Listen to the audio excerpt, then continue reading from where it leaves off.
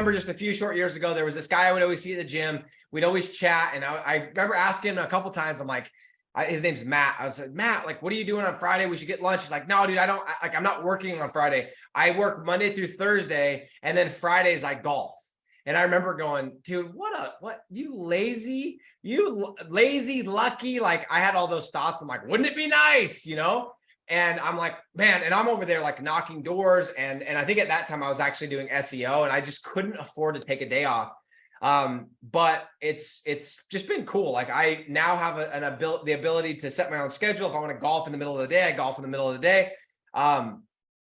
You're not that many deals away from having control of your life. Okay. You're not that many deals away from having control of your time. And when you get control of your time, control of your life, when you get rich, and I'm talking about financially, I'm talking about freedom when I talk about rich, okay? Financially free, your location free, and your time free, and you can do what you want, when you want, how you want, dressed how you want.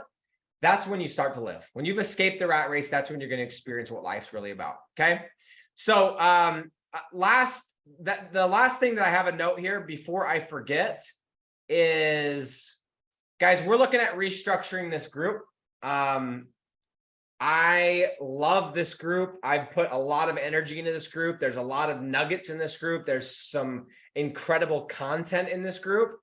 And I see the people that are utilizing this group and also contributing. They're adding value back. They're not just sucking the energy.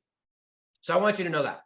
But at the same time, I feel like if you're not innovating, you're dying. And I feel like we're kind of just bloated. This group's a little bit bloated. People have joined it. I don't ever invite anybody. I've never clicked invite to group. Every person that's on this call, every person has either been invited by somebody else or they've discovered this group on their own and joined. But I feel like the group is bloated. It needs a change. We need something that's different. And so I'm considering doing a couple things, one of which is shutting the group down. And so I'm going to be emailing out, for those that have put their email on file, I'm going to be emailing out a survey, and I want to get some feedback from you guys about some of the ideas we have for which way we're going to take this group. So if you get that, please fill it out. I also will probably try and post it in the group so as many people as possible can fill it out, but there are going to be some changes coming. We need to make some moves, and I don't know if it's just suppressed because people are in so many groups, but we have way too many people that are in this group with the ratio of how many are on these calls. Okay. So we're making changes. So just keep an eye on that. Okay, guys, let's do this thing. Today we are going to be bringing on somebody it's going to be a very, very insightful conversation that we're going to be having. Give me 1 second. Hello? What's up? Yeah, I'm on a live call, but I can talk right before. Is it for the houseboat? With who? Oh, perfect.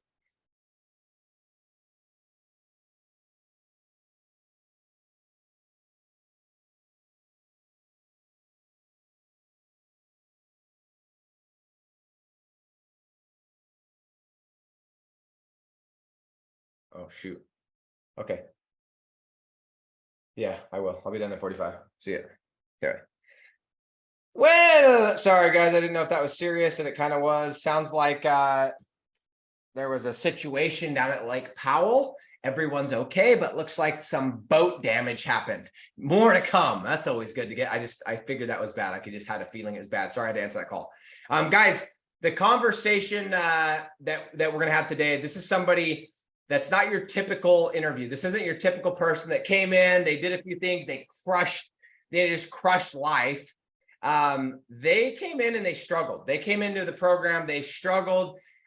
In fact, they struggled to the point where they reached out to me and wanted to quit. They were like, hey, this isn't working for me.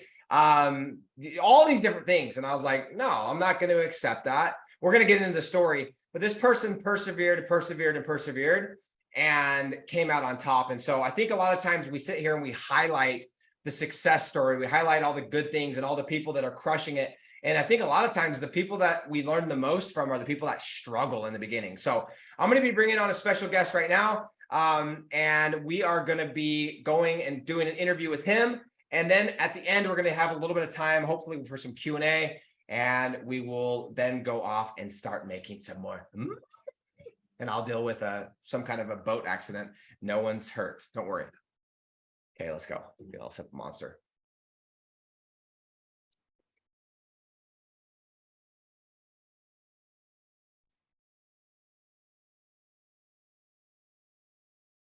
Can you hear me? I can hear you. What's up, man? Not much. How are you? I'm doing awesome. So, do you want me to call you Aaron or Theo? Doesn't matter. Dude, I didn't even know your name was. I mean, I knew that you had a different name on Facebook, but dude, welcome to the call. So everyone's live now, or is it just you and I? No, we're live, man. Can you hear me? Okay. You can hear absolutely me, right? can. Yep. Beautiful. Guys, meet Aaron. Aaron, I was just giving these guys a little bit of a preface, but I want to deep dive into your story. I was saying, I don't know if you could hear it, but a lot of times people, they watch all these case studies and they see all these success stories and they're like, oh my gosh, this guy was crushing it in 6 months or 1 month or 5. And they forget about the people that, they struggle and then they struggle, but then they figure it out. And I'm actually one of those people. I got an early deal, 2 early deals, and then I went away from it. But it took me 4 years before I really figured out how to scale this thing up. So I want to just dig into your story, but tell everybody, where are you at right now, location wise? Yeah, so I'm in my car, obviously, and I'm at a football field. My son's at practice, so and I'm in Ottawa, and that's in Canada. That's actually it's like the Washington D.C. of Canada. It's like the capital of the country. So that's where I'm at.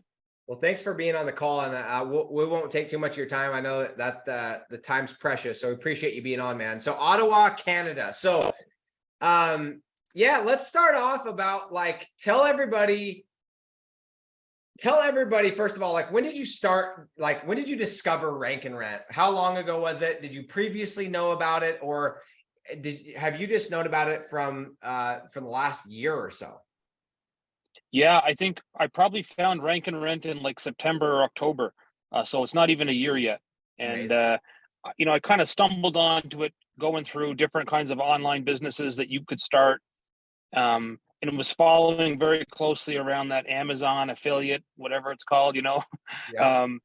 Amazon fulfillment stuff. And I didn't like the idea of filling my garage full of supplies and having to mail them or whatever. So somehow late night clicking around, I found Rank and Rent, and probably like most people, it immediately it made sense, right? Within 30 seconds of reading, the concept, I was like, wow, obviously, I understand this. I mean, I have a technical background, so that helps. But I think most people have probably already bought something from a Rank and Rent website, right? I mean, I know after I saw what we create, I recognized myself. Yeah, the last time I got my oven repaired, I clicked on some lead gen site, right? So anyway, that's it. That's a short version. Yeah.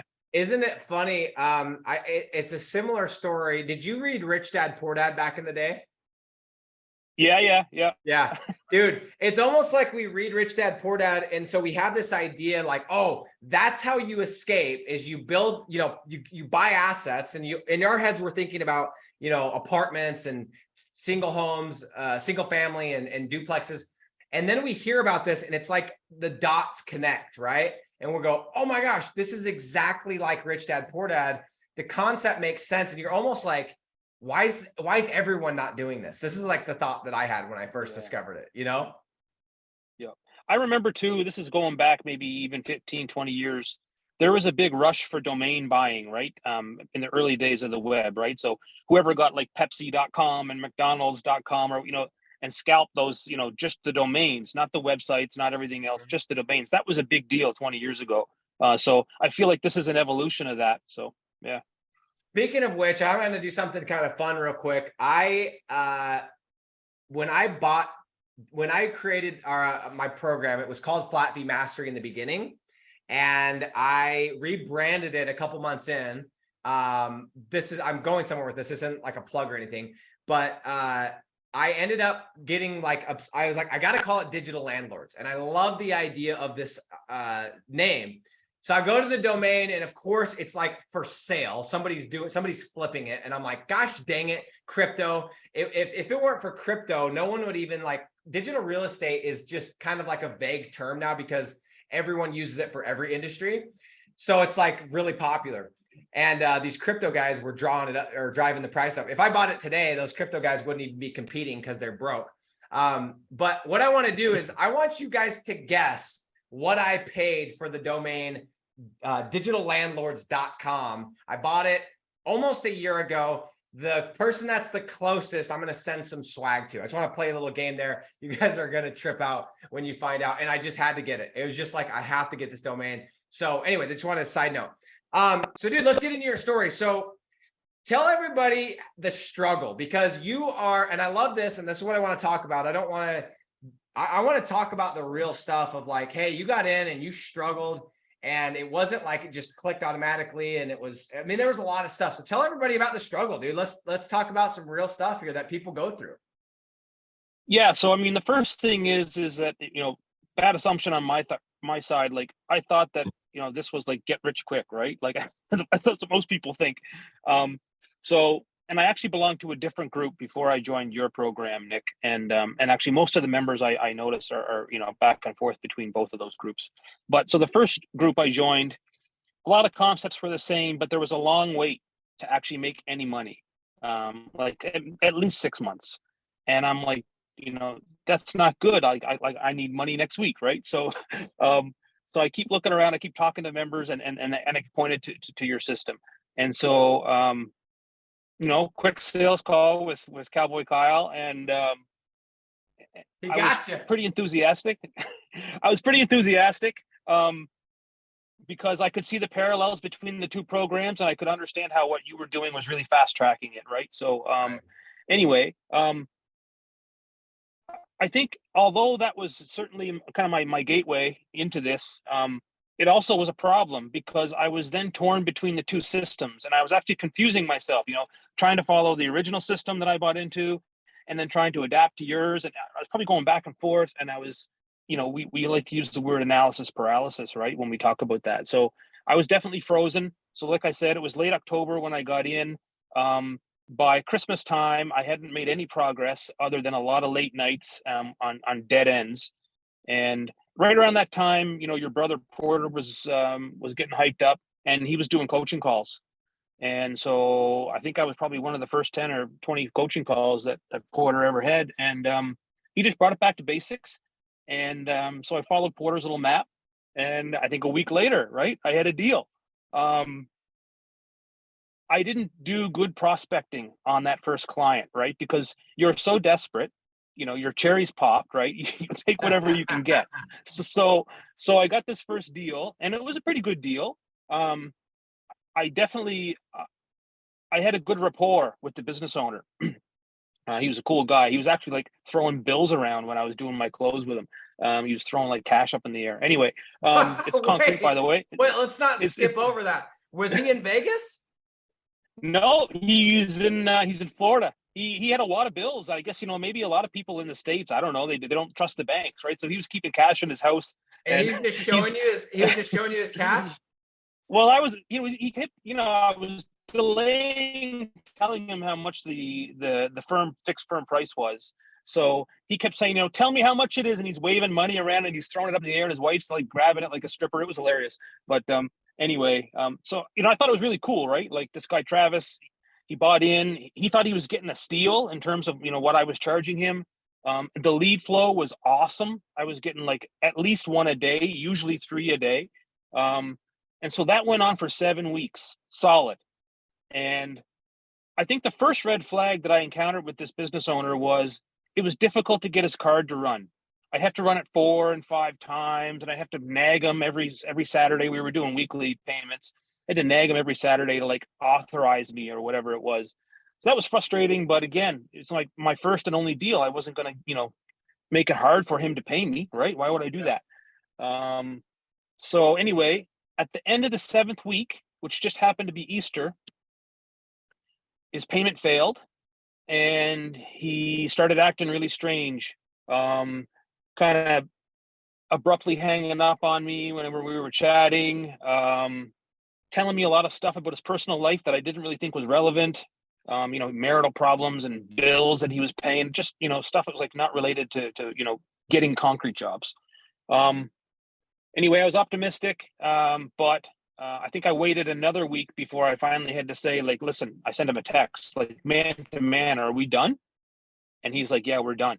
So crushed, right? But after I pulled up my pants, I said to him, like, hey, but can you just give me like some feedback? Like, was it price? Was it performance? Can you give me anything so that, I can try to improve myself?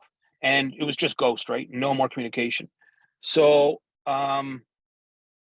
yeah, I was crushed. I mean, Is that the worked whole really hard for story? that. Like, is that the end of the story with this guy? I feel like he's either a serial killer or something, dude. We're just weird. Like reflections, right? So he's an older guy like me in his 50s, and I don't think he could keep up with the lead flow. I'm pretty certain of that. Interesting. And I mean, a lot of speculation here, but like, I think they were partiers. Like on the weekend, I think whatever they were into, I don't know if they were into Oh, drugs and you don't alcohol or say whatever. with the cash. Yeah, so I mean, I was willing to turn a blind eye to that when they were paying me, right? For But sure. obviously, you can see how it might interfere with doing business with somebody, right? So I don't really know if any of that's true. Okay. And I wish him all the best because he was friendly to me while we were in a relationship there as business partners, but not Yeah. happy with the way it ended. So Yeah. So completely anyway, sorry, crushed. I just had to know. So anyway, you said you were crushed, and then let's go from Yeah. there.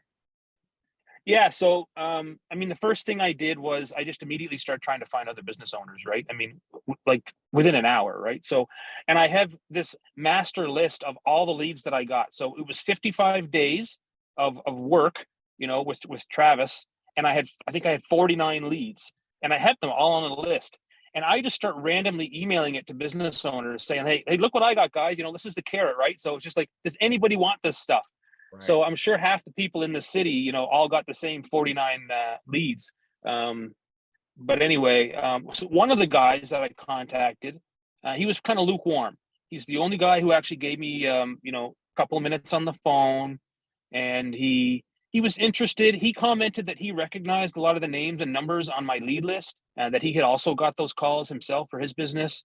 But at that time, he didn't like the price. And he gave me a number that he was comfortable with, and I'm like, nah, I'm going to keep trying. I know I can do better, right? Thanks Yep. anyway. So yeah, so now we're probably getting around the late April timeframe, and I don't know exactly what date it was, but I'd say for like 6 solid weeks, I tried to find another business owner, and most of the time, they did not even answer the phone. I text people, call people.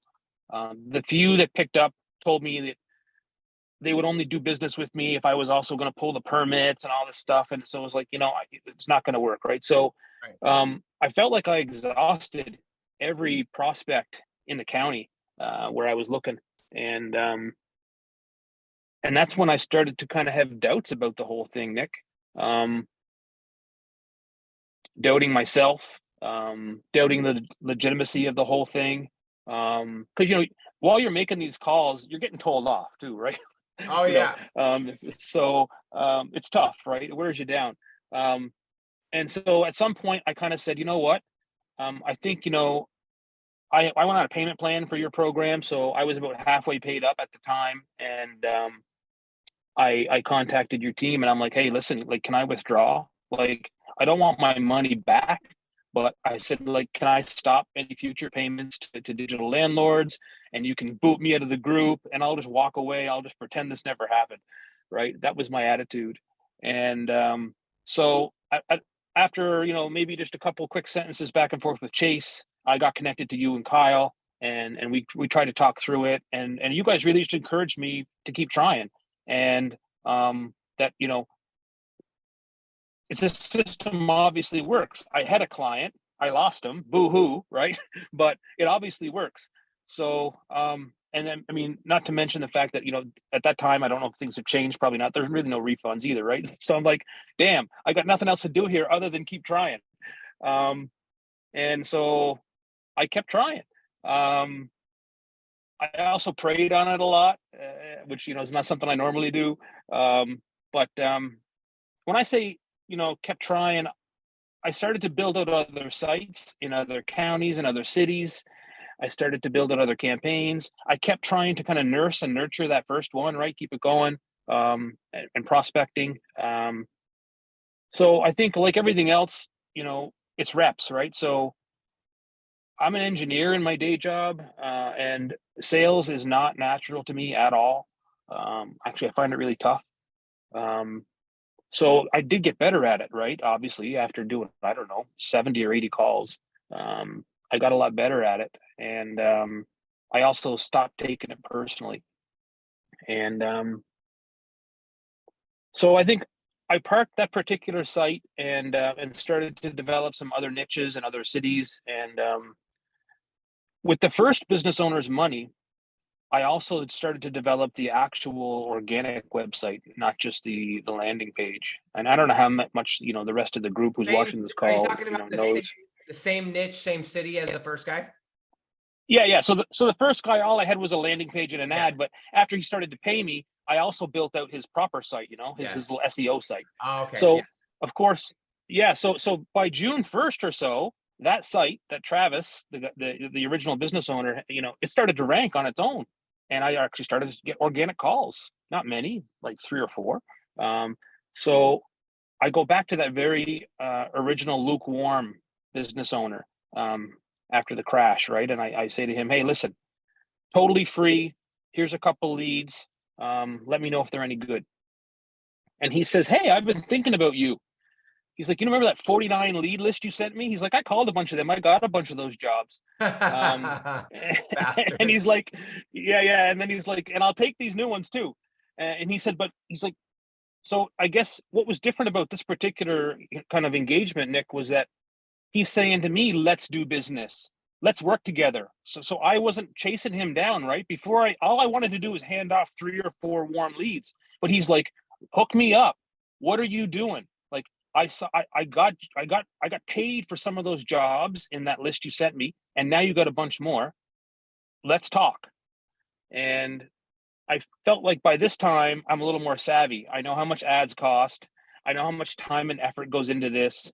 So I got pretty serious about my price, and I just said to him, listen, we can just do ads all by themselves, and that's going to cost you X amount of dollars. And if you also want a site, that's going to cost you Y amount of dollars.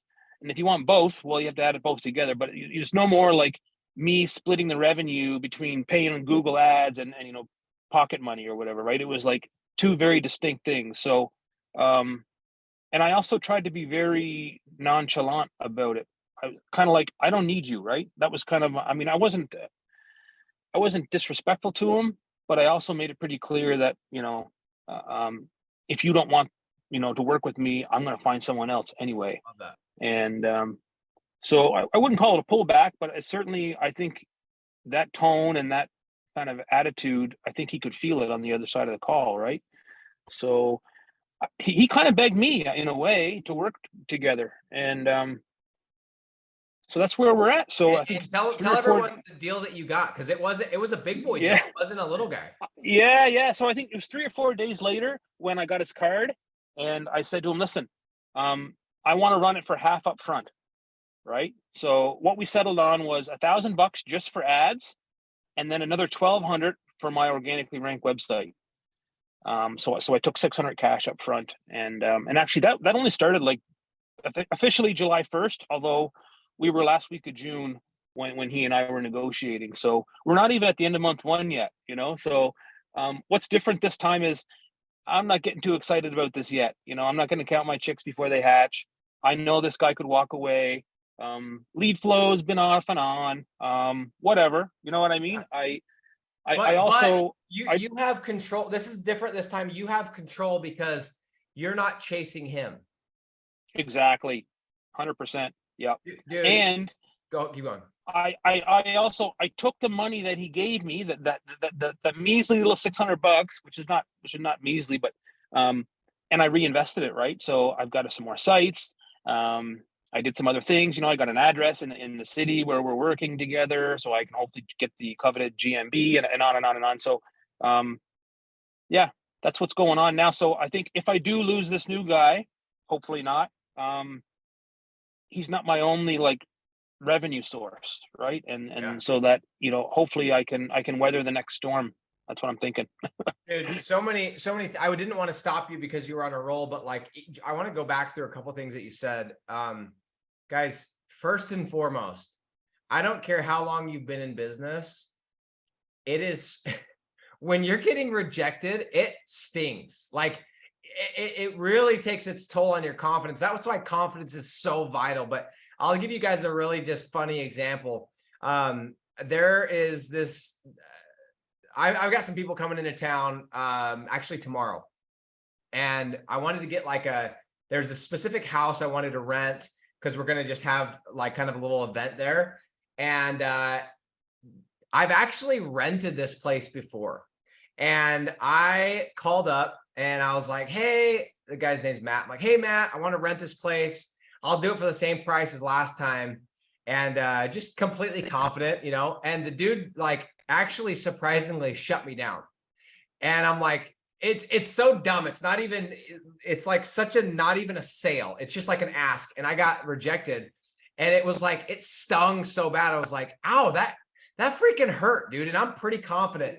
And so it just kind of reminded me, I'm like, man, this is like, when you're consistently doing this, you have to have conviction in what you're doing, because if you don't, all these little negative thoughts can creep into your mind. And you mentioned it, like you get a rejection and it's like, okay, whatever, I'm still excited about the model, but you get out of the honeymoon phase of this business and you start getting rejected, you lose a client. Now you're looking for reasons to mentally sell yourself on why this doesn't work, right? Oh, well, maybe this business model is just crap and it's only like, it's actually not even real. And you just start looking for all this evidence as to why it's not real. It's called confirmation bias, dude. You went through 100%. Yep. dude, I've been through this in different areas, not just in sales, but the point is, guys, and I saw this happen. You guys, if you're on this call right now, you've probably seen there's Google's cracking down on GMB, and there's just different things. There's a few people getting in trouble for doing stuff that's shady, whatever, right? And it's not even the same thing as what we're doing. It's completely different. We're not going to get into it on this call, but I saw people that as soon as that came out, they were using that as an excuse to not do this business model. Hey, this business model is a scam. This business model is not legal. I'm like, bro, trust me, we've got attorneys, multiple attorneys doing this inside of our program. It's plenty legal. Relax. But those are two things that, as you were saying, I'm like, dude, these are so true. So guys, what we're saying is, I don't care if you're getting SMMA, if you're in print on demand, if you're in FBA, whatever the model is, you sell software, you do door knocking. If you do not have conviction in what you're doing, you're going to get knocked straight on your ass. And it's going to be very easy for you to sell yourself on, hey, it's not me, it's the model. And you're going to want to blame it. So I want to give you credit, Aaron, because you did reach out to us because you're human. And I'm sure at that point you're like, well, if I could just cut my losses. And thank goodness that we're like, yeah, you can, because I knew that wasn't the issue. The issue was you just needed to get a deal. So I want to give you credit that you picked yourself back together and you freaking went after it. That's not easy, dude. So I want to ask you, for those that have started this, they've kind of got kicked in the teeth. They've lost the deal. They've made some calls. They've gotten the Google suspension, a Google ad suspension. They've just kind of gotten punched in the stomach. Any advice for somebody to just start over and like, okay, I know I got kicked in the teeth. I know this happened. Honeymoon phase is over. Now let's roll up our sleeves and go to work. Any advice for those people? Because I would argue that more people experience that than the opposite. And that's why I wanted to have you on this call.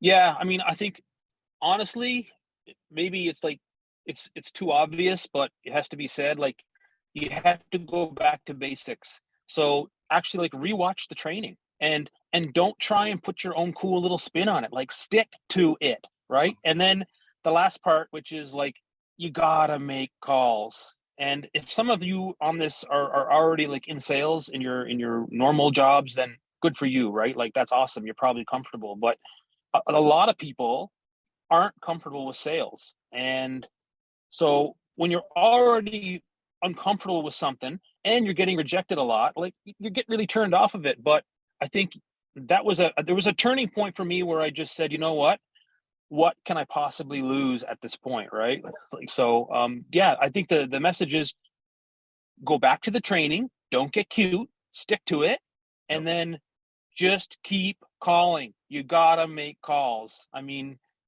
I hate to say it, like it sucks, but on the other hand, when you do get a deal, remember, I'm not in sales, so this was the first thing I ever sold in my life besides a book at a flea market, right? So the feeling of closing the first I was deal gonna ask was you, tell us about nuts. that first deal you closed. Was it you just elated? It was nuts. I can't even explain actually how I felt because it lasted for days, the glow, like and I actually started to flex, with my buddies and stuff like that, kind of I regrettably. but love but and of course, like at that moment, maybe for 3 or 4 days, you're like, okay, I'm just going to get 30 more deals, right? You're unstoppable, and so then you get kicked in the teeth, though. Whether you lose your client or whether you don't get the next 29 deals that you try to get, whatever happens, but you have to keep trying. And I would say, like, don't get weird with your niche selection and your city selection. Like, just stick to the program. I think I'm still a rookie at this. Like, it hasn't even been a year. But what I can say is that I think, yeah, you can get creative with this after you put in the time, after you get through training camp, and after you've got a few deals under your belt. Sure, put your own spin on it then. But until that time, why mess with it? Because you won't know what's causing problems if you changed a bunch of stuff.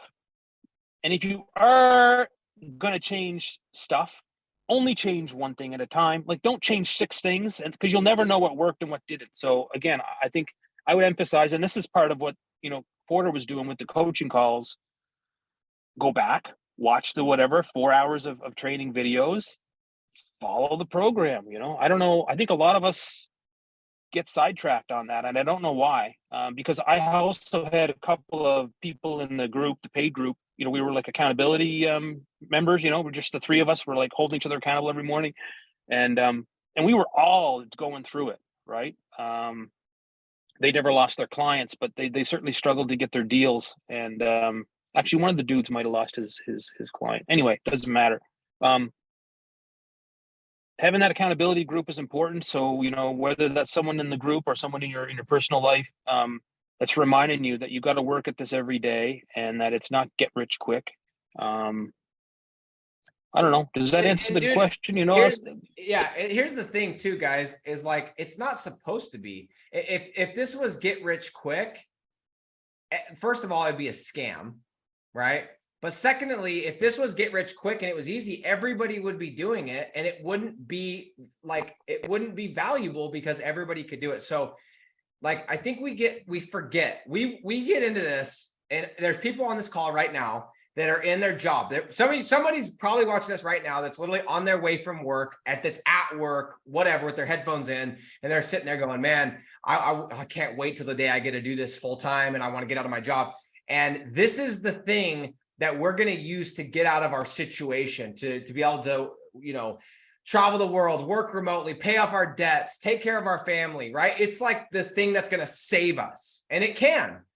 So we have to remember, like, it should be hard. It should take work. Like, this is literally set me up for life, but it took me 4 years before I started actually making money where I could I was just barely scraping by paying the bills, and it finally clicked, and I finally figured out the pre-selling, and then all of a sudden I scaled, and that's all anyone sees. But guys, don't expect this to be easy. And if that's the case, like, this is the wrong, and I'm not trying to do a pullback and whatever, but like, if you think that this is one of those things, you're just going to throw up a landing page and you're going to start just nailing clients, dude, it ain't. Like, that's not, I mean, if you're looking for easy, man, I would think the easiest would probably just be like, go get a spray tan and hop on OnlyFans. Like, that's what I would do. There's a lot of niches in that stuff. I've seen some freaking interviews of people on some of these podcasts. I'm like, that girl's on OnlyFans and she's making a lot of money. So like, if you're looking for easy, then that's what I would do. But if you're looking for sustainable and you're looking for predictable and you're looking for scalable, that's where this comes in. So dude, anyway, hats off to you, bro. It is not easy. I love, I gotta figure out a way where I can get people as soon as they join, and I can do some kind of like small interview to show people. And then once they get the deal, and I can compare it, because dude, I can already tell your confidence is so much higher. Even on your messages, I could tell your confidence and your excitement and your energy was night and day difference from one day to the next. Yeah, I agree. And I mean, that's something else too. You got to be honest with yourself, right? So, I was holding myself accountable at the same time, and I was going through this stuff, right? So, but you mentioned earlier, like, once the seeds of doubt are sown, it's hard, right? It's like at least up here in Canada, we use an expression, snowballs, right? So it just gets bigger and bigger as it rolls down the hill. And you need someone to help you out of that. And so, I don't know, I guess for me, it was praying a little bit. I felt like that helped me with that. But, that's cool. Something else you said at the start of the call about, the business being legitimate or not. This new business owner that I've got, he's a young guy. He's not even 30 yet. He had a lot of revenue from January to April. Like, I think he was at 400K. And he was telling me his vision for his business. So he came from upstate, somewhere northeast, moved down to Florida. He bought a concrete company off of a retiree with the full intention of, making $1 million, right, in his first year. And so he's never satisfied. He wants to keep doubling his revenues. And he's telling me this. And I'm thinking, I've heard this before, right? This guy sounds a lot like Nick, except he's talking about concrete, And I love this. So I guess, I realized right then and there that this is the guy. And I think that as you go through this and you prospect clients, you'll probably start to recognize that, only after you do a lot of reps. You'll know by the things that they say and the way that they talk about their business if they're the right partner for you or not. Because when the leads come, if the guys can't keep up with it and they're not making more money, it's not going to be a good relationship, right? So they have to have plans of their own of how they're going to scale their business, and you're fulfilling that. And then bringing it back to legitimacy. We're doing this ourselves to, improve our lives, pay our debts, support our families, whatever. But the business owners we're helping, they're doing the same thing. So I guess I feel really good about, helping people grow their companies and helping them reach their potential, whatever it happens to be, as a concreter or as an insulator or, all the different niches that are out there. So I don't know. I guess I feel morally, good about that. Right? Helping someone's business grow. Right. And in fact, this new guy, he asked me, all the stuff that you're doing, Aaron, why can't I just do it myself? What makes you special? And I said, you can do it yourself, man, but you've never done it before. You're going to spend a lot of money. You're going to make a lot of mistakes. And shouldn't you be out pouring concrete? And he's like, yep, you're right. So, you have to look at it that way. True, these dude. guys. Well, dude, let me say this because it's such an important thing. And this is for people that are just discovering this model and they're like, is this legitimate? Guys, I think sometimes we sit there and we go, like, I've heard people make the argument like, hey, you guys aren't adding any real value because you're just taking the business owners' leads. The people that we work with, guys, 99% of these business owners that we work with, they do not know what they're doing on the internet. And if we weren't in there, guess who would be getting these leads? Home Advisor, or the big guy, or the franchise, or the person with the big marketing dollars would own the thing. And so just like if we weren't in that market, they wouldn't be getting the leads. They'd be stuck on page 5 with their GoDaddy one-page website at paying Town Square Media or whatever they pay $300 a month, not ranking their website. So in a very real way, we're helping these little guys. And sometimes it's the big guys that we work with, but most times it's the little guys. We're helping them have a fighting freaking chance with these big companies. And it does feel good. I've got a client that's here where I live, and he's a duct cleaner. And dude, the first year I worked with him, he knew exactly. He's like, you've added, since I started working with you, we've made an extra $60,000. Doesn't sound like a lot in some businesses, but duct cleaning, those are $500 jobs, mostly profit. And it literally, like, I don't want to be cheesy and say it changed his life, but it changed his business. He was excited about it. He wants to grow and he wants to do this, and he's doing so.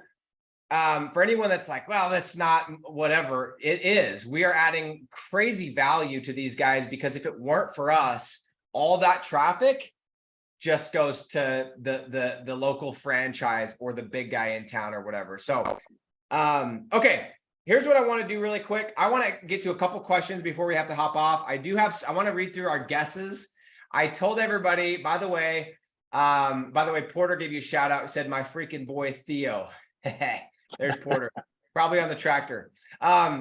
So what I said to everybody that was on earlier is I want you guys to guess what I paid for my domain, digitallandlords.com. Winner, the person that's the closest, is going to get some swag. So we've got a guess of 2.5K. And by the way, if anyone else wants to guess, go ahead and guess real quick. Kathy says 100K.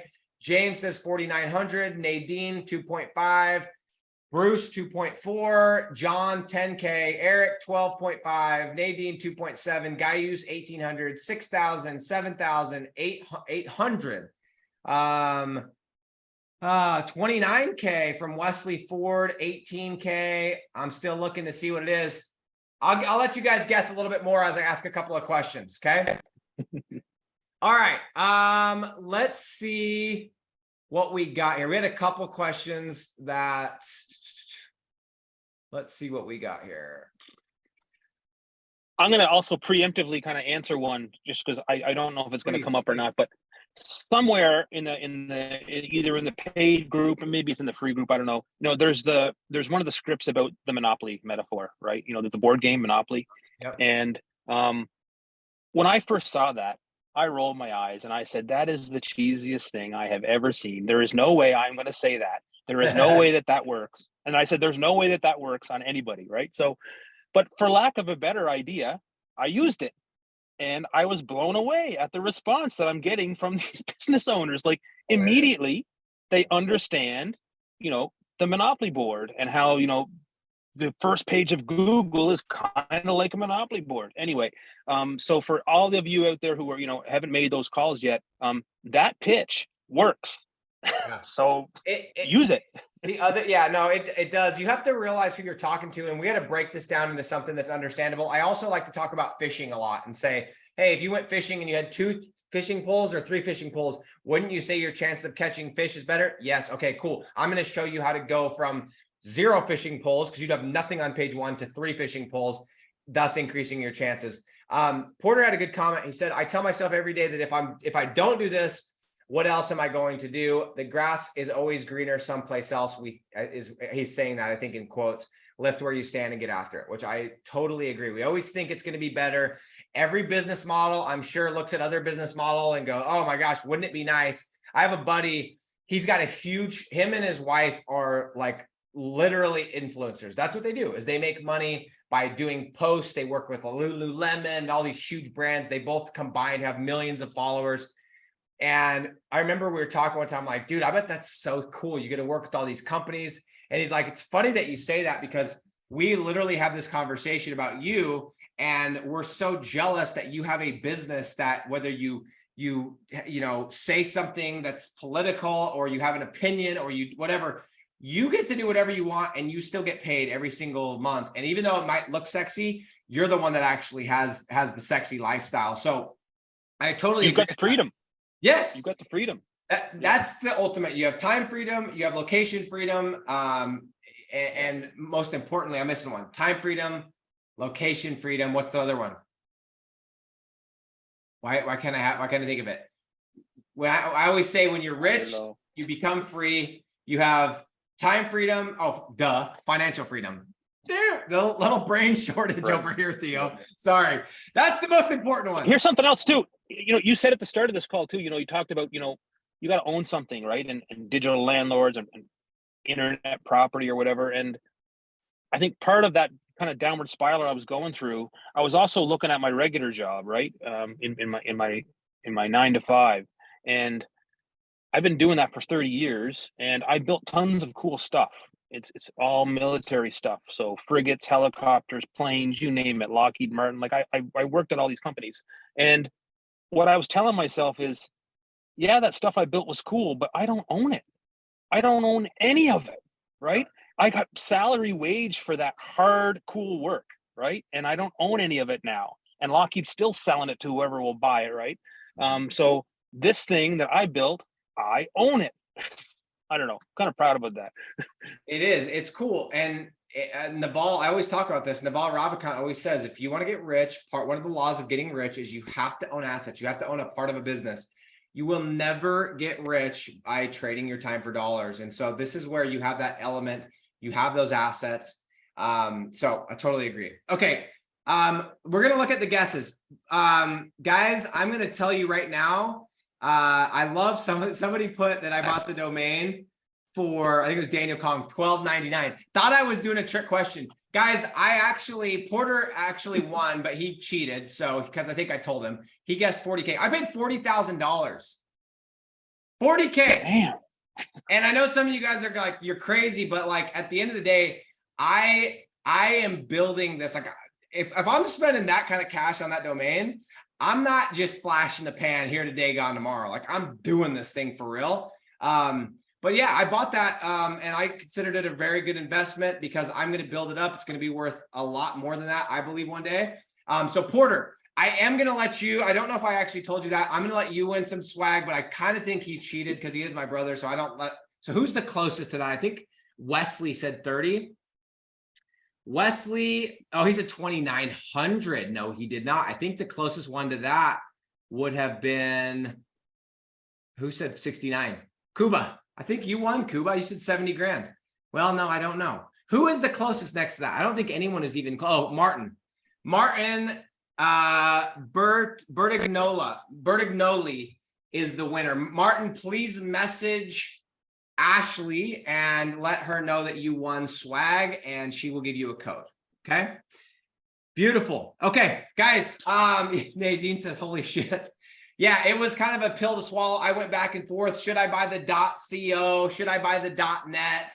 And I was like, I'm going to buy all of them. And I'm going to build this brand and I'm going to put money into it. And I'm going to put advertising into it. I'm going to do PR and I'm going to do TikTok. I'm going to do everything. And that's what I've done. And I bought that a year ago. And I believe I've probably at this point paid for it. But nonetheless, it was weird. It was weird spending that kind of money on a stupid whatever that someone probably bought that was eating Cheetos thinking that probably would be an interesting domain, just freaking took it all the way to the bank. So Theo, Aaron, I'm going to call you both. Dude, I love these kind of stories because I feel like they're way more relatable. As much as I love the story of people that are crushing it, I love the people that have struggled and then crushed it because it's so much more relatable. So I just want to give you a shout out, dude. Hats off. And I have this really good feeling like you're already prepared. Hey, if this guy, as good as he is, if he cancels, I'm not stopping. We're going to go to the next one. We're going to keep building. We're going to keep growing. So dude, thanks for being on the call. My pleasure. Thank you. Appreciate it. Okay, guys. Thanks for everyone for being on, and we will see you guys next week. I'm out.